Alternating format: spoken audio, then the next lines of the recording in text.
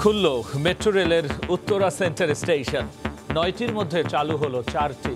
২৬ মার্চের পর ফজর থেকে মধ্যরাত পর্যন্ত মিলবে সেবা। যাত্রীদের উচ্ছ্বাস অভ্যস্ত করতেই খুলছে ধাপে ধাপে। নাতিদেরকে নিয়ে বেড়াইতে আসছি, এখন মাত্র আমার 9 থেকে 10 মিনিটে আমরা সেই গন্তব্যস্থলে পৌঁছে যাচ্ছি। যেহেতু টাইম মেনটেন করছে, তো আমাদের সেক্ষেত্রে অনেক সুবিধাই হচ্ছে আগের তুলনায়। স্টেশনগুলো আমাদের রেডি আছে, আমরা শুধু জনসাধারণকে এই অভ্যস্ততা তৈরি করবার জন্য একটা একটা করে স্টেশন চালু করছে। কাল প্রধানমন্ত্রীর উদ্বোধনের পরেই চালু কালশী ফ্লাইওভার। উত্তরা মহাখালী যাতায়াতের পথ হবে স্বস্তির। ফ্লাইওভারটা যখন চালু হয়ে যাবে, সবাই খুব স্বচ্ছন্দের মধ্যে চলাফেরা করতে পারবে। ব্রিজটা চালু হলে জ্যামটা একটু কমবে। আমাদের বাচ্চা কাছে স্কুলে যাওয়া আসার জন্য সুবিধা হবে। ওই এলাকাবাসীর জন্য কিন্তু একটি বড় পুরস্কার হবে, যেখানে কোনো যানজট কিন্তু আর হবে না। দেখছিলেন প্রধান শিরোনাম। দুপুরের সময়ে সঙ্গে আছি আমি গোলাম রাব্বি। এবার অন্যান্য শীর্ষ সংবাদ। 10 দফা আদায়ে 11 বিভাগীয় শহরে বিএনপির পদযাত্রা। বর্তমান সরকারের অধীনে নির্বাচনে না যাওয়ার আবারও হুঁশিয়ারি। আগুন সন্ত্রাসীদের ছাড় নয় বলছে আওয়ামী লীগ। রিক্রুটিং এজেন্সির প্রতারণায় মালয়েশিয়া থেকে ফেরত আসলো 19 বাংলাদেশি। দায় নিতে নারাজ অভিযুক্ত প্রতিষ্ঠান। কারণ খতিয়ে দেখতে বললেন বিশেষজ্ঞ। কুষ্টিয়া ইসলামী বিশ্ববিদ্যালয়ে ছাত্রী নির্যাতনের ঘটনায় বক্তব্য নেওয়া হবে ভুক্তভোগীর। বিশ্লেষণ করা হচ্ছে সিসিটিভি ফুটেজ। তদন্ত কমিটির কাজ শুরু।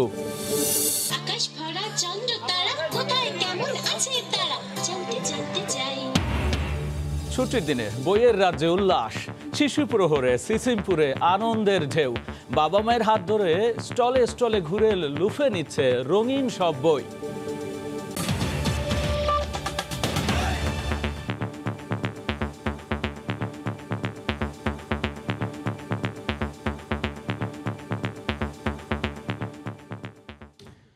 আনুষ্ঠানিক উদ্বোধনের পর একে একে খুলে দেওয়া হচ্ছে মেট্রো রেলের স্টেশন।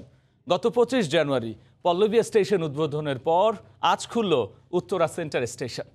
উত্তরা থেকে আগারগাঁও পর্যন্ত 9টির মধ্যে খুলল 4টি। আর আগামী মার্চের মধ্যে বাকি 5টি স্টেশন চালুর মাধ্যমে MRT লাইন 6 পূর্ণ সক্ষমতায় ফিরবে বলে আশাবাদী কর্তৃপক্ষ। এদিকে সকাল থেকে উচ্ছ্বাস ও আনন্দ নিয়ে চালু হওয়া উত্তরা সেন্টার ব্যবহার করতে দেখা গেছে যাত্রীদের। মিজানুর রহমানের ছবিতে রাশেদ বাপ্পির রিপোর্ট। গর্ব আর অহংকারের পদ্মা সেতুর পর বাঙালির আত্মবিশ্বাসের মুকুটে নতুন পালক যুক্ত করে স্বপ্নের মেট্রো রেল। যানজটে নাকাল রাজধানীবাসীর জন্য এ যেন এক জাদুর কাঠি। আনন্দটাও তাই স্বপ্ন ছোঁয়ার। গত বছরের 28 ডিসেম্বর প্রধানমন্ত্রী শেখ হাসিনার উদ্বোধনের পর 29 ডিসেম্বর থেকে জনসাধারণের জন্য উন্মুক্ত হয় স্বপ্নবাহন মেট্রো রেল। চালুর পর থেকে শুধু উত্তরা উত্তর অর্থাৎ দিয়াবাড়ি স্টেশন থেকে আগারগাঁও স্টেশন পর্যন্ত যাতায়াত করতে পারতেন যাত্রীরা। তবে চলতি বছরের 25 জানুয়ারি উন্মুক্ত হয় পল্লবী স্টেশন। সেই ধারাবাহিকতায় চতুর্থ স্টেশন হিসেবে শনিবার যাত্রা শুরু করল উত্তরা সেন্টার স্টেশন। সকাল 8:30 উত্তরা উত্তর স্টেশন থেকে যাত্রা শুরু করে মাত্র 1 থেকে 1.5 মিনিটের মাথায় নতুন চালু হওয়া উত্তরা সেন্টার স্টেশনে পৌঁছায় ট্রেন। আগে থেকে টিকিট কেটে অপেক্ষায় থাকা যাত্রীরা অত্যন্ত শৃঙ্খলভাবে উঠে পড়েন ট্রেনে। যেহেতু টাইম মেনটেন করছে, তো আমাদের সেক্ষেত্রে অনেক সুবিধাই হচ্ছে আগের তুলনায়। আমি পল্লবী পর্যন্ত স্টেশন থেকে প্রথমে যাবো, যেহেতু উদ্বোধনী আজকে, এখন মাত্র আমার 9 থেকে 10 মিনিটে আমরা সেই গন্তব্যস্থলে পৌঁছে যাচ্ছি। এর আগে সকাল 8:10 দিকে খুলে দেয়া হয় স্টেশনটির গেট। যাত্রীরা সাবলীলভাবে সংগ্রহ করেন টিকিট। কেউ সংগ্রহ করেন প্রচলিত নিয়মে, আবার কেউ স্বয়ংক্রিয় মেশিনে। যে কোনো সমস্যায় সাহায্য নেন স্বেচ্ছাসেবীদের। ছেলে নাতিদেরকে নিয়ে বেড়াইতে আসছি, মেট্রো রেল দেখবো। মেট্রো রেলে খুব আনন্দ লাগছে, চমৎকার লাগছে। নতুন অভিজ্ঞতা এবং অনেক ভালো লাগছে বাচ্চাদেরকে নিয়ে ট্রেনে চড়তে। সম্পূর্ণ নতুন পদ্ধতি হওয়ায় যাত্রীদের বুঝে উঠতে কিছুটা সমস্যা হচ্ছে জানিয়ে কর্তৃপক্ষ বলছে মার্চের মধ্যে চালু হবে বাকি থাকা স্টেশন। আমরা শুরু করেছি উত্তরা সেন্টার স্টেশন এবং অচিরেই আগামী 1 তারিখ আমরা শুরু করব ইনশাআল্লাহ মিরপুর 10 স্টেশন। এভাবে পর্যায়ক্রমে আমরা সবগুলি স্টেশনই চালু করে দেব। স্টেশনগুলো আমাদের রেডি আছে, আমরা শুধু জনসাধারণকে এই অভ্যস্ততা তৈরি করবার জন্য একটা একটা করে স্টেশন চালু করছে। বর্তমানে সকাল 8:30 থেকে দুপুর 12:30 পর্যন্ত চালু থাকে মেট্রো রেল। সাপ্তাহিক বন্ধ মঙ্গলবার। আগামী 1 মার্চ চালু হবে বহুল প্রতীক্ষিত মিরপুর 10 নম্বর স্টেশন। সবকিছু ঠিক থাকলে 1 মার্চ থেকে ভোর থেকে রাত অবধি এই পথে চলবে ট্রেন। ওদিকে শুরু হয়েছে মেট্রো রেল লাইন 1 এর কাজ এবং প্রস্তুতি চলছে লাইন 5 এর কাজ। কর্তৃপক্ষ কথা রাখতে পারলে 2030 সালের মধ্যে 6টি লাইন চালুর মাধ্যমে পুরো রাজধানী আওতায় আসবে মেট্রো রেলের। রাশেদ বাপ্পি, সময় সংবাদ, ঢাকা। শেষ হচ্ছে মিরপুরবাসীর দীর্ঘদিনের অপেক্ষা। কাল প্রধানমন্ত্রী শেখ হাসিনা উদ্বোধন করবেন কালশী ফ্লাইওভার, আর এর মধ্য দিয়ে দীর্ঘদিনের যানজট থেকে মুক্তির নতুন পথ দেখছেন নগরবাসী। মিরপুর থেকে উত্তরা, বিমানবন্দর, বনানী, মহাখালী থেকে যাতায়াতের পথ সুগম হবে বলেই মনে করছেন কর্তৃপক্ষ। রাশেদ লিমন রিপোর্ট। নগরের ব্যস্ততম এই পথে যানজট যেন নিয়মিত চিত্র। বৃহত্তর মিরপুরে ঢুকতে কিংবা বের হতে এই কালশী মোড়ে গাড়ির চাপে প্রতিনিয়তই ভুগতে হয় এ পথে চলাচলকারীদের। তবে একটি ফ্লাইওভারকে ঘিরে তৈরি হয়েছে নতুন স্বপ্ন। মিরপুর 11, 12, পল্লবী থেকে ইসিবি চত্বর যেতে আর থামতে হবে না কোথাও। তাই এখন কেবল অপেক্ষা উদ্বোধনের। রাস্তাঘাটে আগের লোকজন হাঁটা চলাচল করতে খুব কষ্ট হইতো, এখন এর মধ্যে রাস্তাঘাটে হাঁটা চলাচল ফ্রি থাকবে সব কিছুতে মিলিয়ে যায়। এর আমাদের সুবিধা, এই কারণে আমাদের ব্যবসার জন্য একটু সুবিধা ভালো হয়েছে। ফ্লাইওভারটা যখন চালু হয়ে যাবে সবাই খুব স্বচ্ছন্দের মধ্যে চলাফেরা করতে পারবে। আগে তো প্রচুর জ্যাম ছিল, এখন সবাই ক্লিয়ারভাবে আসতে পারতেছে। বর্তমানে মানুষের অনেক কষ্ট, যখন উপরে গাড়ি চলে যাবে তখন মানুষের অনেক সৌভাগ্য হবে, শর্টকাটে রাস্তা হবে, মানুষ আস্তে আস্তে পারবে। আগে ব্রিজ ছিল না, এইসব 1-1.5 ঘন্টা লাগতো আপনার ক্যান্টিনের থেকে কালশী আইতে। এখন ইনশাল্লাহ ব্রিজটা চালু হলে জ্যামটা একটু কমবে, জ্যামজট কম হবে, আমাদের বাচ্চা কাছে স্কুলে যাওয়া আসার জন্য সুবিধা হবে। কর্তৃপক্ষ বলছেন এলাকাবাসীর দীর্ঘদিনের দাবির প্রেক্ষিতে এই ফ্লাইওভার তৈরি করবে মিরপুরের নতুন গেটওয়ে। কেবলমাত্র এই ফ্লাইওভারই নয়, এর সঙ্গে নিচে প্রায় 4 কিলোমিটার নতুন সড়ক, নতুন ফুট ওভারব্রিজ আর নতুন ফুটপাত, সব মিলিয়ে এই অঞ্চলের যোগাযোগে খুলছে নতুন দিগন্ত। ওই এলাকাবাসীর জন্য কিন্তু একটি বড় পুরস্কার হবে, যেখানে কোনো যানজট কিন্তু আর হবে না। তার পাশে খুব সুন্দরভাবে কিন্তু ফুটপাত করা হয়েছে, খুব সুন্দরভাবে সাইকেল লেন করা হয়েছে, খুব সুন্দরভাবে আমাদের এখানে কিন্তু 2টো ফুট ওভার ব্রিজ করা হয়েছে। রোববার সকালে প্রধানমন্ত্রী শেখ হাসিনা উদ্বোধন করবেন কালশী ফ্লাইওভার। বক্তব্য রাখবেন কালশী বালুর মাঠের জনসভায়। কালশী ফ্লাইওভারটি মাননীয় প্রধানমন্ত্রী জননেত্রী শেখ হাসিনা নিজে এসে উনি বলেছেন উনি একটা জনসভা করবেন এবং কালশী ফ্লাইওভার যেটা আছে এটা উদ্বোধন করবে। স্থানীয় সরকার মন্ত্রণালয়ের অর্থায়নে এই প্রকল্প বাস্তবায়ন করেছে ঢাকা উত্তর সিটি কর্পোরেশন ও বাংলাদেশ সেনাবাহিনী। এখন শুধু অপেক্ষা 19 ফেব্রুয়ারির। বিশেষজ্ঞরা বলছেন এলাকাভিত্তিক সমস্যা চিহ্নিত করে সমাধানের এমন উদ্যোগ দীর্ঘমেয়াদে গোটা নগরের যানজট সমাধানে গুরুত্বপূর্ণ ভূমিকা রাখবে। রাশেদ লিমন, সময় সংবাদ, ঢাকা। পদ্মা সেতুর পাথরবিহীন রেল লাইন বসানোর কাজের অগ্রগতি 73%-এরও বেশি। মাওয়া ও জাজিরা দু প্রান্তেই কাজ চলছে রাত দিন। দায়িত্বশীলরা বলছেন মার্চের মধ্যেই পুরো সেতুতে দ্রুতগতির এই রেল লাইন বসানো সম্ভব হবে। নাসিরউদ্দিন উজ্জ্বলের রিপোর্ট, ছবি তুলেছেন আবু সাইদ। স্বপ্নজয়ের পদ্মা সেতুর অধিকাংশ রেলপথে এখন ট্রেন চলতে পারছে। এই ট্র্যাক কারে করেই দুই প্রান্ত দিয়ে স্লিপার সহ অন্যান্য মালামাল সেতুতে সহজে প্রবেশ করতে পারছে।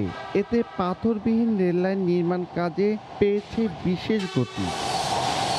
উপরতলায় সড়কপথের যানবাহন সচল রেখেই দেশের প্রথম পাথরবিহীন ব্রডগেজ রেললাইন স্থাপন হচ্ছে। এরই মধ্যে জাজিরা প্রান্তে 3 কিলোমিটারের বেশি এবং মাওয়া প্রান্তে প্রায় 2 কিলোমিটার রেললাইন বসে গেছে। তাই জুনে টার্গেট করলেও আগামী মার্চেই পুরো সেতুতে রেললাইন স্থাপন সম্ভব হবে। রিভার ব্যান্ডিং থেকে শুরু করে কংক্রিট পর্যন্ত আমার সমস্ত কিছু দেখাশোনা। প্রতিদিন 100 থেকে 120 মিটারের মতো করে ঢালাই করছে। নির্ধারিত টাইমের পূর্বেই কাজটা শেষ করতে পারবো। রাজধানী থেকে যশোর পর্যন্ত 172 কিলোমিটার পদ্মা সেতু রেল লিঙ্ক প্রকল্পের বড় চ্যালেঞ্জ ছিল পদ্মা সেতুতে যানবাহন চালু রেখেই নিচতলায় সূক্ষ্মভাবে টেকসই পাথরবিহীন রেললাইন নির্মাণ। এটি এখন সফলভাবে সম্পন্ন হওয়ার পথে। এখানে আমরা সর্বোচ্চ মান কংক্রিট আনার আগে, প্লেসিং করার সময়, পরে প্রতিটা সময় আমরা প্রতিটা জিনিস টেস্ট করছি। পদ্মা সেতুতে রেললাইন স্থাপনের কাজের অগ্রগতি প্রায় 73%। সড়ক পথের পর এবার রেলপথ। বাংলাদেশের স্বপ্ন বাস্তবায়ন এখন সময়ের ব্যাপার মাত্র। মূল পদ্মা সেতুতে 6.68 কিলোমিটার দীর্ঘ রেলপথের মধ্যে প্রায় 5 কিলোমিটার রেল লাইন বসে গেছে। পদ্মা সেতু থেকে নাসির উদ্দিন উজ্জ্বল, সময় সংবাদ। বকের মিতালি।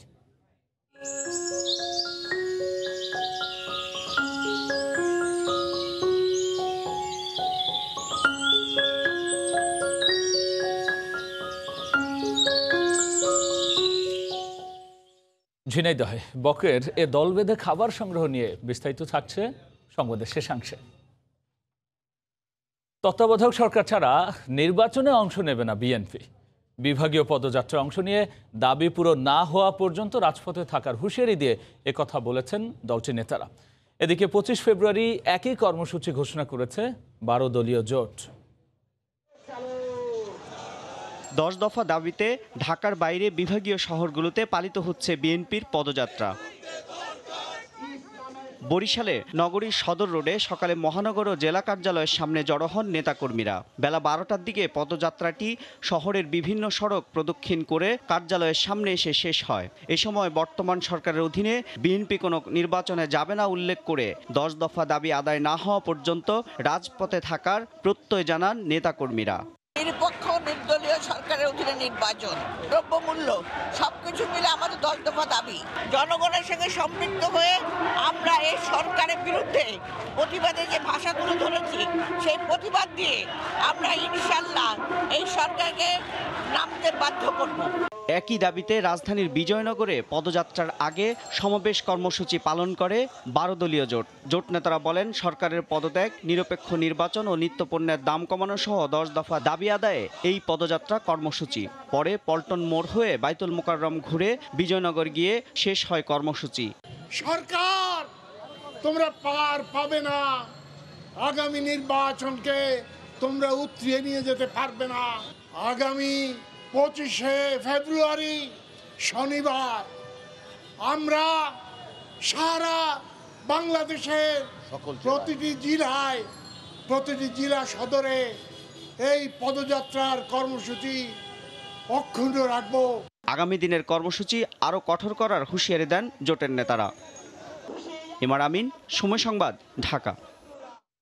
বিএনপির পাল্টা কর্মসূচি নয়, জনগণের জানমালের পাহারাদার হিসেবে দায়িত্ব পালন করছে ক্ষমতাসীনরা। গাজীপুরে এক অনুষ্ঠানে সাংবাদিকদের প্রশ্নের জবাবে একথা বলেছেন আওয়ামী লীগ সাধারণ সম্পাদক ওবায়দুল কাদের। এদিকে দলটির সভাপতি মণ্ডলীর সদস্য অ্যাডভোকেট কামরুল ইসলাম বলেছেন, আগুন সন্ত্রাসীদের আগামী নির্বাচনে সমর্থন দেবে না দেশের মানুষ। জাতীয় নির্বাচনকে কেন্দ্র করে রাজনীতির মাঠের উত্তাপ যেন ক্রমশ বাড়ছে। বিরোধী শিবির যখন সভা সমাবেশের পর পদযাত্রা কর্মসূচিতে নেমেছে, তার বিপরীতে কৌশলী পদক্ষেপে এগোচ্ছে ক্ষমতাসীন আওয়ামী লীগও। শনিবার সকালে কেরানীগঞ্জের তালেপুর সরকারি আদর্শ উচ্চ বিদ্যালয়ের বার্ষিক ক্রীড়া প্রতিযোগিতার পুরস্কার বিতরণ অনুষ্ঠানে প্রধান অতিথি ছিলেন আওয়ামী লীগের নীতি নির্ধারণী পর্যায়ের অন্যতম নেতা অ্যাডভোকেট কামরুল ইসলাম এমপি। বিদ্যালয়ের নবনির্মিত ভবন উদ্বোধন করতে গিয়ে নিয়মিত আনুষ্ঠানিকতায় অংশ নেন তিনি। পরে বক্তব্য রাখেন শিক্ষার্থীদের উদ্দেশ্যে। কামরুল ইসলাম বলেন, যারা দেশকে পিছিয়ে নেয়ার পায়তারা করছে তাদের সমর্থন করা যাবে না। যারা বাংলাদেশকে আবার পেছনের দিকে নিয়ে যেতে চায়, যারা বলে টেক ব্যাক বাংলাদেশ, আমরা বলি গো ফরওয়ার্ড বাংলাদেশ, আমরা কোনো অবস্থাতেই ওই অপশক্তিতে অগ্নি সন্ত্রাস বা আমাদের অগ্রগতিকে থামিয়ে দিতে চায়, তাদেরকে কোনো অবস্থাতেই আমরা তাদেরকে সমর্থন করব না, তাদেরকে ঘৃণা করব, ঘৃণা এবং ঘৃণাই তাদের জন্য। এদিকে শনিবার গাজীপুরের কালীগঞ্জে একটি রিসোর্টে অভিনয় শিল্পী সংঘের মিলন মেলায় যোগ দেন আওয়ামী লীগ সাধারণ সম্পাদক। শিল্পীদের আনুষ্ঠানিকতা শেষে উপস্থিত সাংবাদিকদের প্রশ্নের জবাব দেন ওবায়দুল কাদের। তিনি বলেন, বিএনপিকে নয়, জনগণের জানমালের সুরক্ষায় রাজপথে রয়েছে আওয়ামী লীগ। যখনই কোনো আন্দোলন করে তারা আগুন সন্ত্রাস নিয়ে আসে, ভাঙচুর করতে আসে, তারা মানুষ পুড়িয়ে মারতে আসে, মানুষকে পেট্রোল বোমা মেরে ফেলতে চায়। এইসব কারণে আমরা তো জনগণকে পাহারা দিই। যদি বলেন পাহারাদা, আমরা জনগণের পাহারাদা। রাজনৈতিক কর্মসূচির নামে মানুষের ওপর অত্যাচারে নেমে এলে আওয়ামী লীগ নীরব ভূমিকায় থাকবে না বলেও হুঁশিয়ার করেন ওবায়দুল কাদের। দেবাশিস রায়, সময় সংবাদ, ঢাকা। স্মার্ট বাংলাদেশ গড়তে ছাত্র ও তরুণ সমাজকে ঐক্যবদ্ধ করতে নারায়ণগঞ্জ পৌর স্টেডিয়ামে হচ্ছে ছাত্রলীগের বিশেষ কর্মী সভা। এই মুহূর্তে সেখানে আছেন রিপোর্টার ওবায়দুল্লাহ মামুন। সরাসরি যাচ্ছি তার কাছে।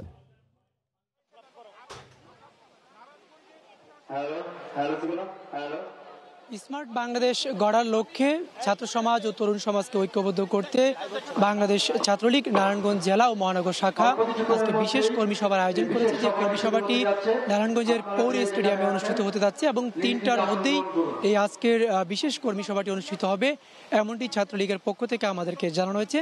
এবং তারই ধারাবাহিক হিসেবে কিন্তু জেলা এবং মহানগরের বিভিন্ন স্কুল কলেজ থেকে বিভিন্ন শিক্ষার্থীরা কিন্তু সভাস্থল অর্থাৎ যে পৌর স্টেডিয়ামটি রয়েছে সেই পৌর স্টেডিয়ামে শিক্ষার্থীরা এসে জড়ো হচ্ছেন, মিছিল নিয়ে আসছেন এবং বিভিন্ন শিক্ষা প্রতিষ্ঠান থেকে আমরা দেখেছি যে কিছুক্ষণ আগে নারায়ণগঞ্জে যে মহিলা কলেজ রয়েছে সেখানকার কিছু শিক্ষার্থী এই আজকের এই সভায় অংশ নিয়েছেন।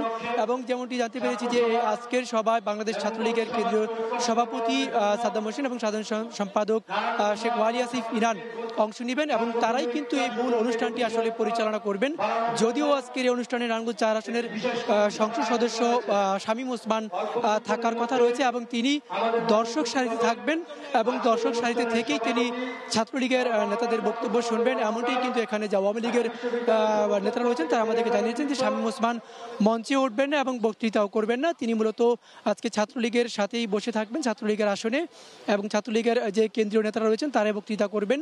এবং আগামীতে যে শেখ হাসিনার যে স্মার্ট বাংলাদেশ গড়ার যে ভিশন, সেই স্মার্ট বাংলাদেশ গড়তে ছাত্রলীগের নেতাকর্মীদের আগামীতে কি কি অনুকরণীয় বা দিক নির্দেশনা বা কি করণীয় থাকবে সে বিষয়ে সবিস্তার আসলে দিক নির্দেশনা দিবেন বাংলাদেশ ছাত্রলীগের কেন্দ্রীয় কমিটি। তারা মূলত এখানে এই আজকের সভায় আসবেন এবং মূলত তারাই এখানে এসে প্রধান অতিথির বক্তৃতা করবেন এবং পরবর্তীতে এই ছাত্রলীগের আগামী নির্বাচন পর্যন্ত কি করণীয় হবে সে বিষয়ে আসলে তারা বক্তব্য দিবেন।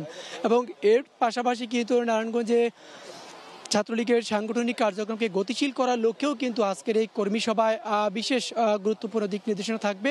যেহেতু নতুন কমিটি নতুন দায়িত্ব পেয়েছেন, আগামী যেহেতু নির্বাচনেরও বছরখানেক বাকি রয়েছে, সেক্ষেত্রে এই ছাত্রলীগ নির্বাচনে আওয়ামী লীগের জন্য মাঠে গুরুত্বপূর্ণ কাজ করবেন এবং সেই কাজ করতে গিয়ে কিন্তু ছাত্রলীগকে যে মাঠে চাঙ্গা করা বা সাংগঠনিক কার্যক্রমকে গতিশীল করা সেই সার্বিক বিষয়গুলি নিয়ে কিন্তু আজকের এই বিশেষ কর্মী সভা এবং কর্মী সভা থেকেই কিন্তু মূলত আজকের এই কর্মী সভা থেকে কিন্তু গুরুত্বপূর্ণ দিক নির্দেশনা দিবেন ছাত্রলীগের কেন্দ্রীয় কমিটির সভাপতি সাদ্দাম হোসেন এবং সাধারণ সম্পাদক শেখ ওয়ালি আসিফ ইনান। তারাই কিন্তু মূল বক্তব্য এখানে দিবেন এবং এই মূল বক্তব্য শোনার জন্য কিন্তু নারায়ণগঞ্জের বিভিন্ন যে কলেজ বা বিশ্ববিদ্যালয় স্কুল রয়েছে তারাও কিন্তু এই আজকের এই সভায় এখানে এসে উপস্থিত হবেন এবং এই আজকের এই সভায় কর্মী সভায় কী কী দিক নির্দেশনা থাকবে বা কারা অংশ নেবেন, কী ধরনের প্রস্তুতি রয়েছে নারায়ণগঞ্জ জেলা ছাত্রলীগের মহানগরের, সে বিষয়ে আমরা আসলে কথা বলবো বা জানবো। আমাদের যে আমাদের নারায়ণগঞ্জে যে প্রতিনিধি রয়েছেন জনাব সৈকত, তার সাথে কথা বলবো। সৈকত, আজকে ছাত্রলীগের কর্মী সভা সম্পর্কে কি জানেন? মামুন, যেটা ছাত্রলীগের যে নারায়ণগঞ্জ মহানগর ছাত্রলীগের যে সভাপতি রিয়াদ, তিনি আমাদেরকে জানিয়েছেন যে প্রধানমন্ত্রী যে স্মার্ট বাংলাদেশ ঘোষণা করেছেন স্মার্ট বাংলাদেশ গড়ার ক্ষেত্রে, সেই স্মার্ট বাংলাদেশ বাস্তবায়ন করতে নারায়ণগঞ্জের ছাত্র সমাজ এবং তরুণ সমাজকে তারা ঐক্যবদ্ধ করে একটা প্ল্যাটফর্মে এনে এবং ছাত্রলীগের নেতৃত্বে তাদেরকে সেই বঙ্গবন্ধুর আদর্শে এবং প্রধানমন্ত্রীর উন্নয়নের ধারায় তাদেরকে পরিচালিত করার জন্য তারা সব ধরনের প্রক্রিয়া হাতে নিয়েছেন এবং তাদেরকে সব ধরনের দিক নির্দেশনা দিচ্ছেন বাংলাদেশ ছাত্রলীগের সাবেক ভাইস সহসভাপতি এবং নারায়ণগঞ্জ সরকারি তুলাইম কলেজের এক সময়ের ভিপি, বর্তমান 3বারের সংসদ সদস্য শামীম ওসমান। এবং তিনি ছাত্রলীগকে সারা নারায়ণগঞ্জ জেলা ছাত্রলীগ, মহানগর ছাত্রলীগ এবং ইউনিয়ন পর্যায়ে ছাত্রলীগকে উনি সুসংগঠিতভাবে উনি গড়ে তুলেছেন। এবং নারায়ণগঞ্জে ইতিপূর্বে আমরা একটু যদি পিছনের দিকে যেতে চাই। আপনাকে ধন্যবাদ আমাদের আজকের এই ইয়াতে যোগ দেওয়ার জন্য। তো যেটি বলছিলাম যে নারায়ণগঞ্জে আজকে যে ছাত্রলীগের বিশেষ কর্মী সভা রয়েছে সেই কর্মী সভা থেকে কিন্তু মূলত আগামী দিনে ছাত্রলীগের পথ চলা না জাতীয় নির্বাচনে মাঠে কাজ করা সার্বিক বিষয়ে কিন্তু গুরুত্বপূর্ণ দিক নির্দেশনা দিবেন বাংলাদেশ ছাত্রলীগের সভাপতি এবং সাধারণ সম্পাদক। তাদের বক্তব্য শোনার জন্য কিন্তু জেলা এবং মহানগরের প্রতিটি স্কুল কলেজ থেকে কিন্তু শিক্ষার্থীরা এসে আজকের এই সভাস্থলে জড়ো হচ্ছেন। তো এই ছিল আমার কাছে বাংলাদেশ ছাত্রলীগের নারায়ণগঞ্জের কর্মী সভার সবশেষ খবর। ছাত্রলীগের বিশেষ কর্মী সভার সর্বশেষ নিয়ে আমরা সরাসরি ছিলাম নারায়ণগঞ্জ পৌর স্টেডিয়ামে। কুষ্টিয়া ইসলামী বিশ্ববিদ্যালয়ে ছাত্র নির্যাতনের ঘটনায় কাজ শুরু করেছে 3 সদস্যের হল তদন্ত কমিটি।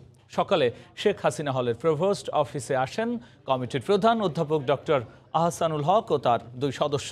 তারা বিশ্ববিদ্যালয় ও হলটির সিসিটিভি ফুটেজ পর্যালোচনা করছেন, পাশাপাশি প্রত্যক্ষদর্শীদের সাক্ষাৎকারও নিচ্ছেন।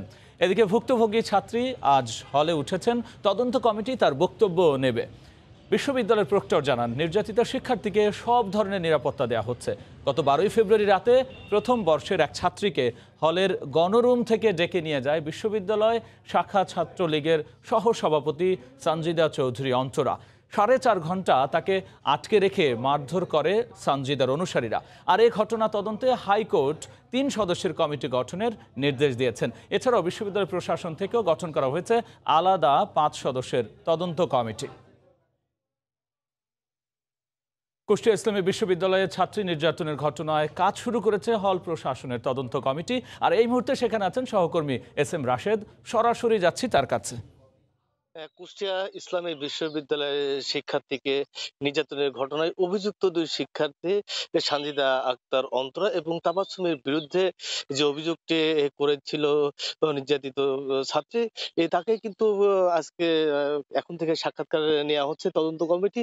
মূলত তদন্ত কমিটি 3 সদস্যের তদন্ত কমিটি কিন্তু সকাল থেকেই কাজ শুরু করে এবং এখন পর্যন্ত কিন্তু তারা হলের মধ্যে যারা প্রত্যক্ষদর্শী যারা আছে তাদেরকে এখানে জিজ্ঞাসাবাদ করছে এবং নির্যাতিত যে ছাত্রী ছিলেন তিনি কিন্তু একটার মধ্যে কড়া নিরাপত্তার মধ্য দিয়ে কিন্তু দেশরত্ন শেখ হাসিনা হলে প্রবেশ করেন এবং সেখানে কিন্তু তাকে সাক্ষাৎকার গ্রহণ করছেন এবং মূলত এই যে হলের যে সিসি ফুটেজ গুলো আছে সেই সিসি ফুটেজ গুলো আসলে পর্যালোচনা করছেন এখানকার তদন্ত কমিটির সদস্যরা। এবং এছাড়া ইসলামী বিশ্ববিদ্যালয়ের এখানে যে প্রক্টর আছেন ডক্টর সাদত হোসেন আজাদ, তিনি আমাদেরকে জানিয়েছেন যে মূলত সকাল থেকেই যে বিশ্ববিদ্যালয় হল প্রশাসনের গঠিত 3 সদস্য বিশিষ্ট কমিটি কাজ করেছেন এবং দুপুরের পর থেকেই কিন্তু ইসলামী বিশ্ববিদ্যালয়ে 5 সদস্য বিশিষ্ট যে কমিটি করেছিলেন তারাও কিন্তু তদন্ত কাজ শুরু করেছেন। একসাথে কিন্তু 2টি তদন্ত কমিটি কিন্তু কাজ শুরু করেছে এই ছাত্রী নির্যাতনের ঘটনায় এবং মূলত প্রক্টর আরো জানান যে এই তদন্তর কাজ শেষ করে তাদের নির্দিষ্ট সময়ের মধ্যে তদন্ত প্রতিবেদন জমা দিবেন এবং কোনোভাবে যদি এই প্রতিবেদনে দোষী সাব্যস্ত হয় তাহলে তাদের বিরুদ্ধে কিন্তু সর্বোচ্চ শাস্তির ব্যবস্থা গ্রহণ করা হবে বলে জানিয়েছেন আমাদের বিশ্ববিদ্যালয়ের পক্ষ। তবে সাধারণ শিক্ষার্থী যারা আছে তাদের সাথে আমি কথা বলেছি, তারা আমাদেরকে জানিয়েছেন যে মূলত বিশ্ববিদ্যালয়ে এরা এমন অনাকাঙ্ক্ষিত ঘটনা যেটা আসলে চিরস্থায়ী একটি যাতে বন্দোবস্ত হয় এবং যাতে এটি বন্ধ হয় সেই বিষয়ে কিন্তু প্রশাসনের নজরদারি খুবই প্রয়োজন বলে আমাদেরকে জানিয়েছেন এখানে সাধারণ শিক্ষার্থীরা। এবং এই বিষয়ে বিশ্ববিদ্যালয়ের ভিসি আমাদেরকে জানিয়েছেন যে অপরাধীদেরকে সর্বোচ্চ শাস্তির আওতায় আনা হবে। তো কুষ্টিয়ার ইসলামী বিশ্ববিদ্যালয়ের ছাত্রী নির্যাতন নিয়ে এই ছিল আমার কাছে সর্বশেষ।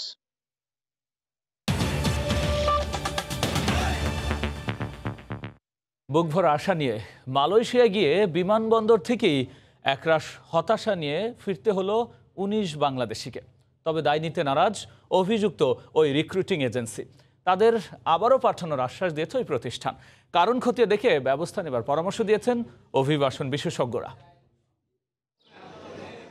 নিয়োগের নিশ্চয়তা থাকায় এক বুক আশা নিয়ে গত 15 ফেব্রুয়ারি মালয়েশিয়ার উদ্দেশ্যে ছাড়েন দেশ। 3 দিন পর 19 জনকে ফিরতে হলো একরাশ হতাশা নিয়ে। এয়ারপোর্টে বলছে যে এনতেনে যে লোক পাঠাইছে হ্যাগো কোনো নাম নাই, মানে কোম্পানির নাম আছে হ্যাগো কোনো নাম বসাই। কোম্পানির মধ্যে 28 জন লোক আইছি, এর মধ্যে 10 জন লোক কোম্পানি রিসিভ করছে আর আমাকে 18 জন এয়ারপোর্টে রেখে গেছে, আমাকে নিয়ে একটা রুমে রাখছে। রিক্রুটিং এজেন্সি গ্রিনল্যান্ড ওভারসিজের মাধ্যমে মালয়েশিয়া যান 29 জন। তবে ইমিগ্রেশন পার হতে পেরেছেন মাত্র 10 কর্মী। বাকি 19 জনকেই 2 দিন অপেক্ষায় রেখে ফেরত পাঠানো হয়েছে বাংলাদেশে।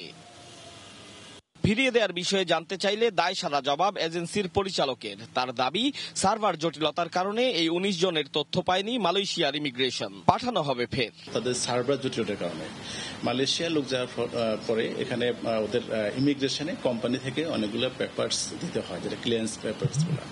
তো ওইগুলো দেওয়ার পরে কিন্তু এয়ারপোর্ট ইমিগ্রেশনে কিন্তু ওটার এটা আসে না আসার কারণে এই লোকগুলো আটকে গেল। বিষয়টি নিবিড়ভাবে খতিয়ে দেখার পাশাপাশি ভবিষ্যতের যে কোনো জটিলতা এড়াতে মন্ত্রণালয় ও বাংলাদেশের ইমিগ্রেশনকে তৎপর হওয়ার তাগিদ এই অভিবাসন বিশেষজ্ঞের। এই ব্যাপারটা আসলে বিশেষ করে আমাদের দূতাবাসের পক্ষ থেকে একটা খোঁজ নেওয়া উচিত, তদন্ত হওয়া উচিত, কারণ এটা সামগ্রিকভাবে মালয়েশিয়া যারা যেতে চায় এবং এই অভিবাসনের ক্ষেত্রে এটা একটা নেতিবাচক প্রভাব পড়বে এবং ব্যাপারটা খুবই দুঃখজনক, যে কারণেই হয়ে থাকুক না কেন। দেশের অভিবাসন খাত এগিয়ে নিতে কঠোর নজরদারির বিকল্প নেই বলে মত এই বিশেষজ্ঞের। আতাউর কাউসার, সময় সংবাদ, ঢাকা। মেয়ের জন্য খাবার আনতে গিয়ে হিলি সীমান্তে বিএসএফ এর গুলিতে প্রাণ গেছে বাবার। একদিন পরও লাশ ফেরত দেয়নি ভারতীয় সীমান্তরক্ষী বাহিনী বিএসএফ। আর এতে ক্ষুব্ধ স্থানীয়রা। মরদেহ দ্রুত ফিরে পাওয়ার আকুতি জানিয়েছেন স্বজনরা। বিজিবি বলছে এ বিষয়ে ঊর্ধ্বতন কর্তৃপক্ষের সঙ্গে চলছে আলোচনা। শফিকুল ইসলাম শফিকের তথ্য, ছবিতে বিস্তারিত। সীমান্ত এলাকায় শনিবার ভোর থেকেই বিএসএফের গুলিতে নিহত শাহাবুল ইসলাম বাবুর মা বাবা ও স্ত্রীর আহাজারি, এই অপেক্ষা অন্তত লাশ ফিরে পাওয়ার। আমার বাবার ব্যবস্থা করি দাও রে, তোমার ছেলে দেখতে পাবে তার বাপকে, আমার স্বামীর লাশটা খালি দিই করে, আমরা লাশটা দিক আমরা এখানে নিয়ে আসে আমরা মাটিটা দিতে জানলো পারি। ক্ষুব্ধ স্থানীয়দের অভিযোগ, প্রায় অন্যায়ভাবে বাংলাদেশিদের গুলি করে হত্যা করছে বিএসএফ। এর সুরাহা চান তারা। সীমান্ত এলাকায় গিয়েছিল বিএসএফ অন্যায়ভাবে গুলি করে মাথায় মারে দিছে, অন্যায়ভাবে এরকম করে গুলি করেছে, আমরা মানে নিব না, আমাদের লাশ দিতেই হবে। আমাদের তো আর কিছুই বলার নাই, আমাদের লাশটা এখন আমরা চাই। বিজেপি বলছে দ্রুত লাশ ফেরত পেতে বিএসএফ সহ ঊর্ধ্বতন কর্তৃপক্ষের সঙ্গে আলোচনা চলছে। বাট আগে আমাদেরকে ওরা অফিসিয়ালি জানাবে আসলে কি হয়েছে, কে এটা, পারলে প্রয়োজনীয় পদক্ষেপ নেওয়া হবে। শুক্রবার সকালে 4 বছরের শিশুর খাবার আনতে বাড়ি থেকে বের হন শাহাবুল। সন্ধ্যায় খবর আসে সীমান্তে পড়ে আছে তার মরদেহ। 2টি গুলি বর্ষণের শব্দ শুনতে পাওয়ার কথা জানান স্থানীয়রা। সময় সংবাদ, হিলি। গাজীপুরে পোলট্রি শিল্পে ধস নেমেছে। কয়েক দফায় ফিটসহ পোলট্রি সংশ্লিষ্ট জিনিসের দাম বাড়ায় লোকসানের মুখে দিন দিন কমছে খামারের সংখ্যা। বাড়তি খরচ ও উৎপাদন কমায় বাজারে ব্রয়লার মুরগির দাম হু হু করে বাড়ছে। আর তাই সংশ্লিষ্টরা বলছেন এই শিল্প বাঁচাতে হলে পোলট্রি ফিডের বাজার নিয়ন্ত্রণ সহ প্রয়োজন কঠোর নজরদারির। জুনায়েদ রুবেলের ছবিতে রাজিবুল হাসানের রিপোর্ট।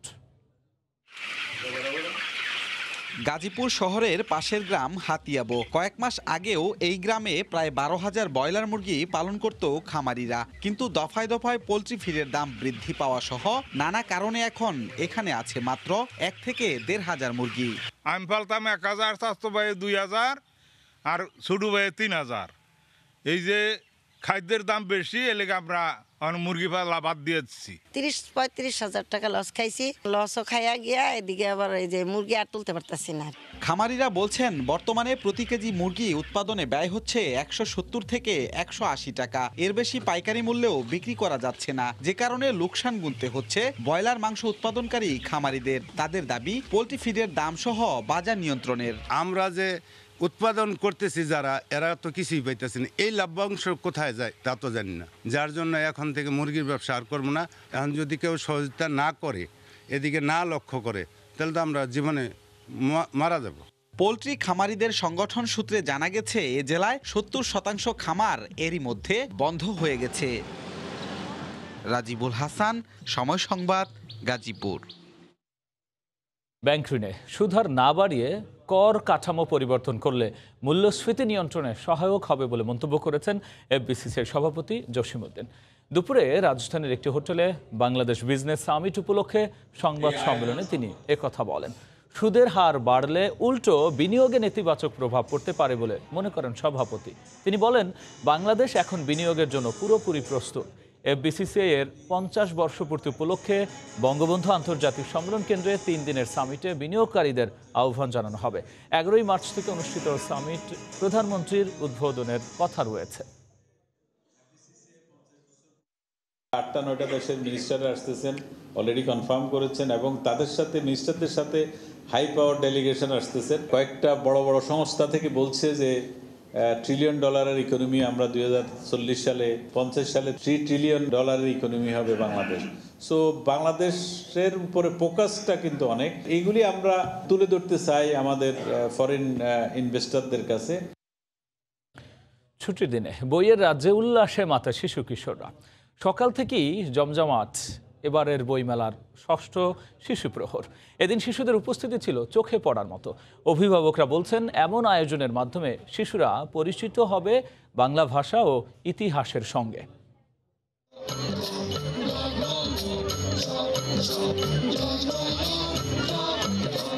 ছোট্ট সোনামণিদের পদচারণায় বইমেলার 6ষ্ঠ শিশু প্রহর ছিল কানায় কানায় পূর্ণ।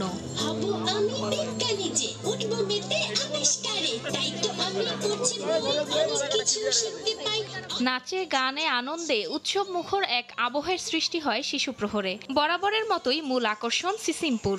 ইকরি, হালুম, টুকটুকিদের দেখার সুযোগ হাতছাড়া করতে চায় না কেউ। হালুম কেন ভালো লাগে? দেখতে সুন্দর। আমার অনেক ভালো লেগেছে তোমাদের সিসিমপুর দেখেছি, অনেক ভালো লাগে। শিশুতোষ বইয়ের স্টলগুলোতেও ভিড় করতে দেখা যায় ছোট্ট শিশুদের। বেছে নেয় পছন্দ মতো বই, উল্টে পাল্টে দেখে বইয়ের পাতা। কারো পছন্দ গল্পের বই, আবার কারো বা সায়েন্স ফিকশন। আমি কয়েকটা বই কিনবো, আমার অনেক ভালো লেগেছে। আমি এখানে অনেক বই দেখেছি, অনেক বই কিনতে এসেছি, তারপরে ছবি এঁকেছি। আমার দরকার বই লাগে।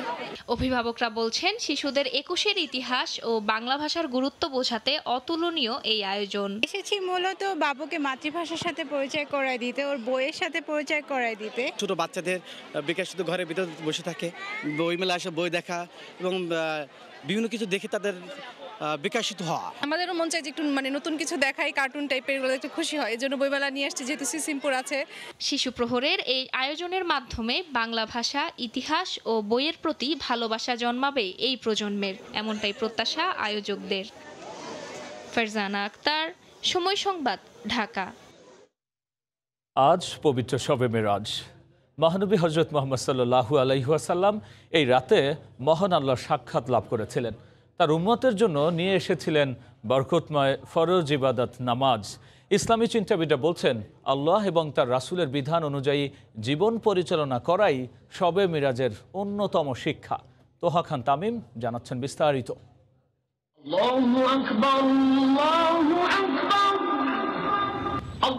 ইসলামের অলৌকিকতার শ্রেষ্ঠ নিদর্শন শবে মেরাজ। এমন একটি রাত যেখানে মহান আল্লাহ তাআলা তাঁর প্রিয় নবী হযরত মুহাম্মদ সাল্লাল্লাহু আলাইহি ওয়াসাল্লামকে দাওয়াত দিয়েছিলেন নিজেই।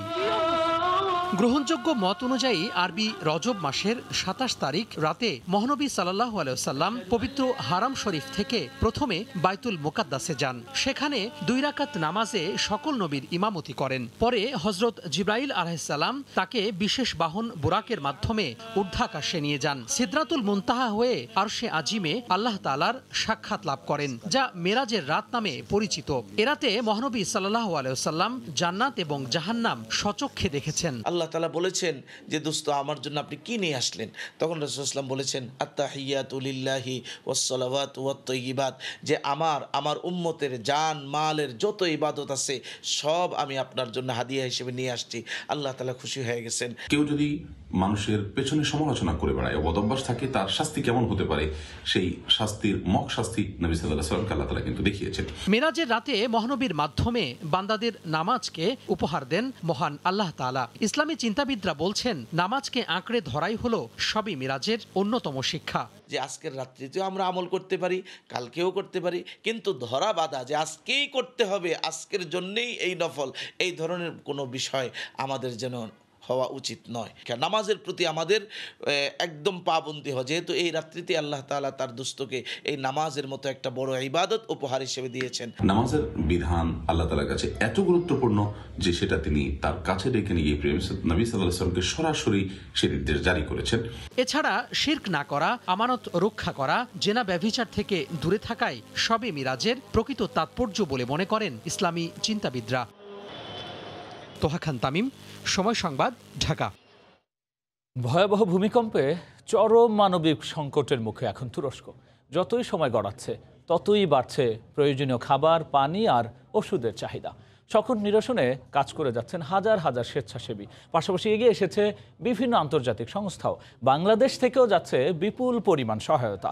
তুরস্কের হাতাই থেকে এ খবরের বিস্তারিত জানাচ্ছেন শোয়েব কবির। একদিকে স্বজনহারাদের আর্তনাদ, অন্যদিকে মানবিক বিপর্যয়ের মুখোমুখি তুরস্কের দক্ষিণ পূর্বাঞ্চল। গৃহহীন মানুষগুলোর চোখে মুখে অসহায়ত্বের ছাপ। এর মধ্যে প্রতিদিন লাইনে দাঁড়িয়ে 3 বেলা খাবার সহ অন্যান্য প্রয়োজনীয় সামগ্রী নিতে হচ্ছে স্থানীয়দের। 1999 সালে আমার এলাকাও ভূমিকম্পে বিধ্বস্ত হয়েছিল। তখন সবাই সাহায্য নিয়ে এগিয়ে আসে। এবার আমিও এখানে স্বেচ্ছাসেবী হিসেবে কাজ করছি, সহযোগিতা করে যাচ্ছি নিরলসভাবে। এই মুহূর্তে খাবারের সংকট ততটা নেই, তবে বিভিন্ন দেশের উদ্ধারকর্মী ও স্বেচ্ছাসেবীরা যখন এখান থেকে চলে যাবে তখন এই সংকট বাড়তে পারে। সবকিছু চাহিদা বাড়লেও এর প্রতুলতা কমেছে, এটা আমাদেরকে ভাবাচ্ছে। স্মরণকালের ভয়াবহ ভূমিকম্পে লণ্ডভণ্ড তুরস্কের দক্ষিণ পূর্বাঞ্চল। সংকট নিরসনে দিন রাত কাজ করে যাচ্ছেন স্বেচ্ছাসেবীরা। সহযোগিতার হাত বাড়িয়ে দিয়েছে বিভিন্ন দেশ।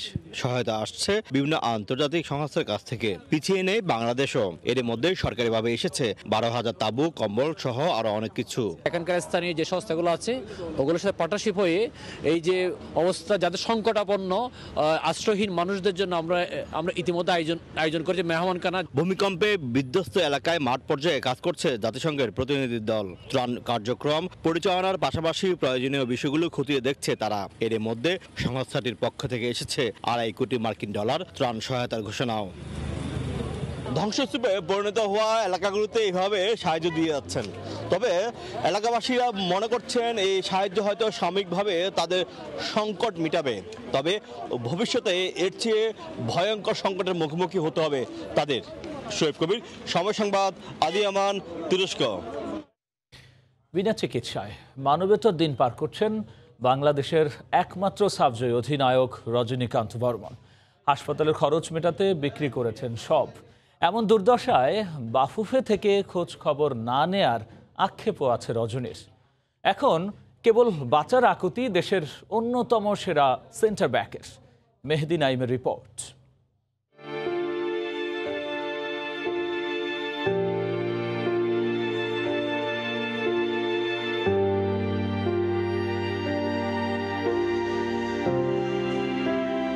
যেই পাজোড়া দিয়ে এনে দিয়েছিলেন দেশের ইতিহাসের সর্বোচ্চ সাফল্য, সেই পাজোড়া আজ ভঙ্গুর, অচল।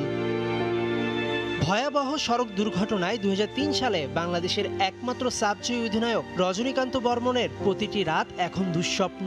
অর্থকষ্টে বেঁচে থাকার জন্য সংগ্রাম করতে হচ্ছে প্রতিদিন। মোটরসাইকেলে বসেছিলাম, উল্টা দিক থেকে গাড়ি এসে আমার পায়ে মেরেছে। পায়ে মারার পরে আমি রাস্তায় পড়েছি। রাস্তায় পরে প্রাইভেট কার এসে আমার পায়ের উপর দিয়ে গেছে, একদম গুঁড়ো হয়ে গেছিল। চিকিৎসা খরচ চালাতে নিজের সব বিক্রি করেছেন। বাকি আছে কেবল গাজীপুরের প্রত্যেক ভিটাটুকু। সেখানেই চিকিৎসার অভাবে মানবেতর দিন পার করছেন বাংলাদেশের অন্যতম সেরা সেন্টার ব্যাক। 2014 পর অনেকটা অভিমান থেকেই সরে গেছেন ফুটবল থেকে। গেল বছর ফুসফুসের ক্যান্সারে মারা গেছেন স্ত্রীও। সেখানেও খরচ হয়েছে বিপুল অর্থ। বাড়ি ছিল, জায়গা ছিল, কিছুদিন হলো, 1 বছর হলো বাড়িটা, মৌচাকের বাড়িটা বিক্রি করে এই গ্রামে এসে গেছি, কারণ আমার পেট চালাতে পারছিলাম না। ভারতে 2 মেয়ের পড়াশোনার খরচ চালাতে পারছেন না রজনী। এক জীবনে কি জেতেননি 2003 সালে সাফের টুর্নামেন্ট সেরা খেলোয়াড়, অথচ এই দুর্দিনে বাংলাদেশ ফুটবল ফেডারেশন সহ তার খোঁজ নেয়নি কেউ। নিজের লজ্জাবোধ, যেমন একটা ন্যাশনাল টিমের ক্যাপ্টেনশিপ যদি এই কথাগুলো যদি বলি, মানুষ আসলে এটা নিবে না। এখন মনে হয় যে না, মনে হয় যে খেলিনি, কখনো মনে হয় ফুটবলই খেলিনি। আজ পর্যন্ত কেউ এখনো খোঁজ খবর নেয়নি। দেশের জন্য সম্মান বয়ে আনা রজনীর মতো সেরা খেলোয়াড়ের আবারও সুস্থ হয়ে মাঠে ফিরতে চাওয়া কি কেবলই আকুতি রয়ে যাবে? কোচিং লাইফে আবার। মেহেদি নাইম, সময় সংবাদ, গাজীপুর। এবার জানাবো সাদা বকের খবর। ঝিনাইদহের মাঠে মাঠে এখন বোরো ধান চাষে ব্যস্ততা। এর মধ্যে খাবার সংগ্রহে মেতেছে সাদা বকের দল। এ যেন কৃষকের সঙ্গে বকের মিতালি। লোটাস রহমান সোহাগের রিপোর্ট, ছবি তুলেছেন সজিবুল ইসলাম। প্রকৃতিতে শুভ্রতা ছড়ানো সাদা বক দল বেঁধে সংগ্রহ করছে খাবার। জমি চাষের সময় কৃষকের পিছে পিছে উড়ছে আর খাচ্ছে পোকামাকড়। আবার কখনো উড়ে চলছে দল বেঁধে, কখনো দিগন্ত বিস্তৃত মাঠের সৌন্দর্য বাড়িয়ে তুলছে সাদা বকের দল। এ যেন কৃষকের সঙ্গে বকের মিতালি। ঝিনাইদহ সদর উপজেলার ডেফলবাড়িয়া গ্রাম সহ বিভিন্ন উপজেলার মাঠে দেখা মিলবে এমন দৃশ্যের। কৃষকেরা জানায়, প্রতি বছর শীতের শেষে জেলার বিভিন্ন উপজেলায় বোরো ধান রোপণের সময় সাদা বকের ঝাঁকের দেখা মেলে। চাষাবাদ বা জমিতে পানি দেওয়ার সময় বক পাখি দল বেঁধে খাবার সংগ্রহ করে। সাদা বকের এই মিতালি যেমন পরিবেশের ভারসাম্য রক্ষা করছে, পাশাপাশি পোকামাকড় খেয়ে উপকারও করছে কৃষকদের। শীত মৌসুমে আসে, বড় ধানের সময় বকটা আসে, পোকামাকড় খায়। এই বক আমাদের কাছে গেলেও নড়াচড়া করে না, কোনো ক্ষয়ক্ষতি কিছুই করে না। এই বকের সাথে সারা বাংলাদেশ, এই সারা মাঠেই জিপ সারের কাজ করে। আমরা যখন এদিকে চাষ করলে ওদিকে উড়ে চলে যায়, ওদিক গেলে এদিকে উড়ে যায়। আসলে একটা সৌন্দর্য আলাদা, খুব ভালো দেখা যায়। আমাকে দেখলে খুব বন্ধু ভাবে, এই কারণে আমাদের পিস থাকে। সঠিকভাবে পরিচর্যা না করলে বা এগুলো সংরক্ষণ না করলে আস্তে আস্তে বিলুপ্ত হয়ে যাবে। সরকার যদি আরও পদক্ষেপ নেয় এই পাখির প্রতি, তাহলে বেশি ভালো হবে। কৃষি ও বক পাখি রক্ষায় সকলকে কাজ করা আহ্বান পরিবেশবিদদের। এদের টিকে রাখতে হলে সরকার এবং প্রশাসনকে, জনগণকে সচেতন করতে হবে, যাতে এরা আমাদের উপকারী বন্ধু হিসাবে, এরা আমাদের ক্ষতিকর করে না, ফলে এদেরকে আমরা শিকার বা বধ করব না। শত শত বক পাখির পাশাপাশি দেখা মিলছে ফিঙে, শালিক সহ নানা প্রজাতির পাখি। লোটাস রহমান সোহাগ, সময় সংবাদ, ঝিনাইদহ। এই ছিল দুপুরের সময়। সঙ্গেই থাকুন সময়।